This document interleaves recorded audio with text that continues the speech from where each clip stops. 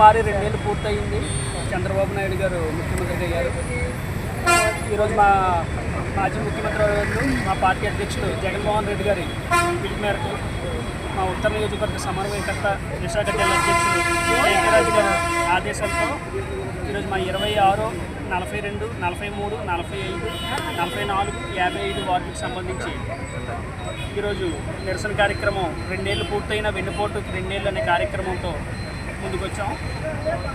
రాష్ట్ర విద్యార్థి విభాగం కార్యదర్శిగా ఉన్న నా పేరు తరుణ్ కుమార్, మా 26వ వార్డు అధ్యక్షులు కిరణ్ గారు, 42 అధ్యక్షులు ప్రసాద్ గారు, 44 హబీబ్ గారు, 55 శ్రీనివాస్ గారు అందరం కలిసి మా కార్యకర్తలతో కార్యక్రమం మొదలెట్టాం. ఇప్పటికి 2 ఏళ్ళైనా మేనిఫెస్టోలో ఇచ్చిన హామీలు ఏమీ కూడా ఒక్కటి కూడా అమలు చేయకుండా ప్రజలను మోసం చేస్తూ ఇప్పటిలాగే ఆ వెన్నుపోటు రాజకీయం అనేది వాళ్ళ నైజం. మొదటి నుంచి కూడా వాళ్ళ మామగారిని వెన్నుపోటు పొడిచి పార్టీలు అమ్ముతున్నారు.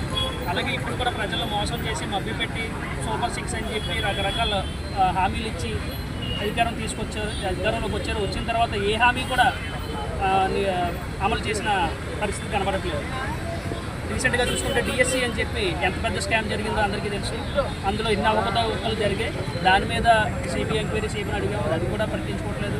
ఎంతసేపు ఖజానా నింపుకుందాం, అమరావతి అని వాళ్ళ ఆస్తులు పెంచుకోవడానికి తప్ప ప్రజల కోసం ఆలోచన లేదు. ఆడబిడ్డలు అన్నారు, ఆ కార్యక్రమంలో మొదలెట్టింది లేదు. విద్యా దీవెన వసతి దీవెన జగన్మోహన్ రెడ్డి గారు అయ్యంలో ఏవైతే కార్యక్రమంలో వాటిని పేరు మార్చి కాపీ క్యాట్స్గా తయారవుతున్న పార్టీ తప్ప వాటిని కూడా పూర్తి స్థాయిలో అమలు చేస్తున్న పరిస్థితి ఎక్కడా లేదు.